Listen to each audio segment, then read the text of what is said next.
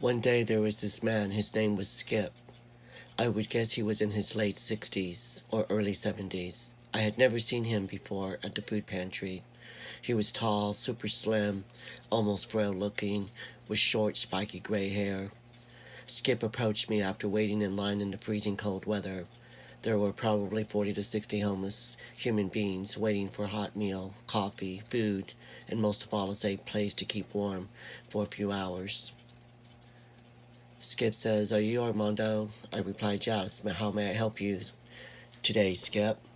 He said, "This is my first time here, and I was talking to one of the guys outside, and he told me that you could help me out. I just got out of prison a couple of weeks ago.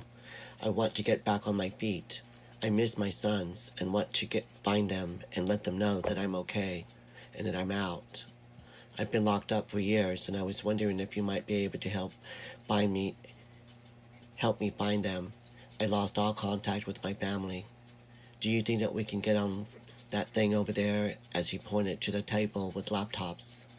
I said, "Yes, we will see if we can find your sons on social media." I asked him a few questions about his two sons, and most importantly, "Do you have an email address?" Skip replied, "What's that? I don't have an address. I live in a box train." I explained to Skip how the internet and social media works in general. Then I created an email account for him. Afterwards, we were able to create a profile on Facebook. Now Skip's excited with anticipation to see what happens next. But the anxiety was also written all over his face, not to mention completely lost about computers, the internet, and the mystery of it in itself.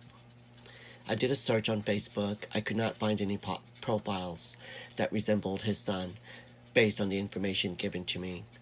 I looked over and I could tell by his facial expression of frustration and disappointment. I said, "Let's not give up yet.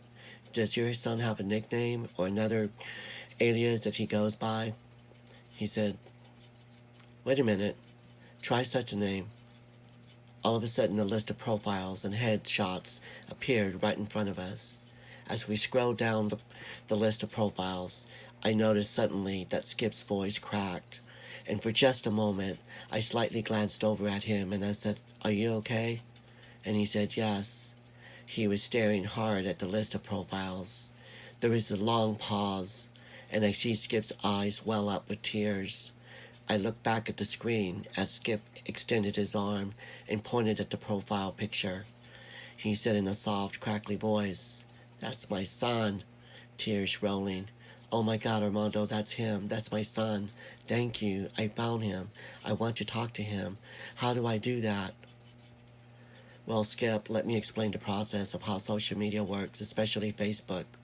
I explained to him that he must send a friend request and may include a brief message. Your son will have to accept your request before you can begin to have a conversation with him. So if you can't talk to him, so when can I talk to him? Obviously, he was still processing the mystery. So now we found his older son, and now it was time to find a younger one. He was nowhere to be found on Facebook. However, I decided to ask a few more questions about his younger son, hoping I'd figure out which social media platform would increase his chances of finding him. I decided to set up Skip with LinkedIn. I did a search, went through several profiles and pages. Wow, there he was. We found him. He was able to find and reach out to both of his sons in one day. Oh, the power of social media. Unfortunately, neither one of his sons accepted his request. Skip didn't give up.